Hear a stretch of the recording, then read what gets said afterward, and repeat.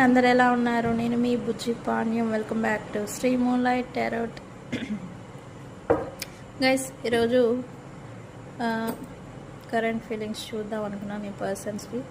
ఎందుకు అని అంటే ఇక్కడ న్యూ మూన్ అనేది రాబోతూ ఉంది. సో ఎనర్జీస్ అనేవి షిఫ్ట్ అవ్వబోతూ ఉన్నాయి. అండ్ ఈ ఎనర్జీస్ ఎలా ఉంటాయి అనేది నేను నెక్స్ట్ వీడియోలో చెప్పబోతూ ఉన్నా. ఈ ఎఫెక్ట్ అనేది మన మీద ఎలా ఉంటుంది, న్యూ మూన్ ఎఫెక్ట్ అనేది. సరే, ఏంటి కరెంట్ ఫీలింగ్స్ అనేది చూద్దాం. Please give me accurate reading.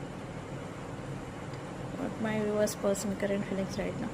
Wow, possibilities. Memories, very good. ఏదో చేంజ్ వచ్చినట్టుంది పర్సన్స్లో. చేంజ్ వచ్చింది మొన్నకి ఇప్పటికి. ఇక్కడైతే ఈ పర్సన్స్ కరెంట్ ఫీలింగ్స్ ప్రజెంట్ సిచ్యువేషన్ని చేంజ్ చేసుకునేదానికి వీళ్ళు మార్గాలని వెతుకుతున్నట్టుగా ఇక్కడ చూపిస్తుంది. Whatever they are in situations, వాళ్ళు ఎలాంటి ప్రాబ్లమ్స్ని ప్రాబ్లమ్స్ ఉన్నా, డిఫికల్టీస్ ఉన్నా, లేకపోతే వాళ్ళు అనుకున్నవి డిజైర్స్ని వాళ్ళు రీచ్ అవ్వలేకపోతూ ఉంటే వాటిని గోల్స్ని, వాళ్ళ డిజైర్స్ని రీచ్ అవ్వేదానికి అవకాశాలని ఎలా సృష్టించుకోవాలి అంటే వీళ్ళ మైండ్ సెట్ అనేది ఏదో చేంజ్ అవుతున్నట్టుగా ఇక్కడ చూపిస్తూ ఉంది. అండ్ వీళ్ళైతే పాస్ట్ రిలేషన్షిప్ కానీ పాస్ట్ పర్సన్స్ గురించి ఇక్కడ పాస్ట్లో మెమరీస్, గత అనుభవాలని గుర్తు చేసుకుంటున్నట్టుగా అయితే ఇక్కడ చూపిస్తూ ఉంది. అండ్ ఇక్కడ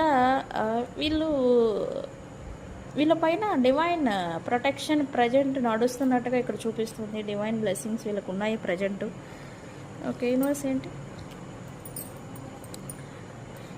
వీళ్ళకైతే రియలైజేషన్ వచ్చింది. వీళ్ళ లైఫ్లో వీళ్ళు ఎలా ప్రజెంట్ నడుచుకోవాలి అనేది వీళ్ళకైతే వచ్చింది. అండ్ సో అందుకే ఇక్కడ చేంజ్ అనేది వస్తుంది. లిమిట్, దేనికైనా ఎంత లిమిట్ వరకు ఉండాలి, ఎలా ఉండాలి అనేలాగా వీళ్ళ గురించి వీళ్ళకి రియలైజేషన్ వచ్చిందని చెప్పచ్చు.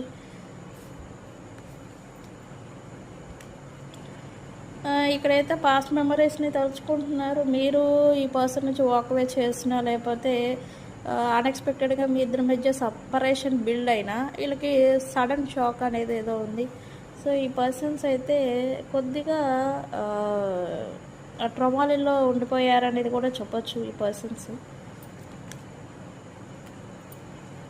ఇక్కడ డివైన్ బ్లెస్సింగ్స్ ఉన్నాయి, బట్ వీళ్ళు క్రేవింగ్ చేస్తూ ఉన్నారు ఈ పర్సన్స్. ఒకటి మీ గురించి ఏం చేస్తున్నారని స్పైయింగ్ చేయడం, మీ గురించి తెలుసుకోవడం ఒకటి.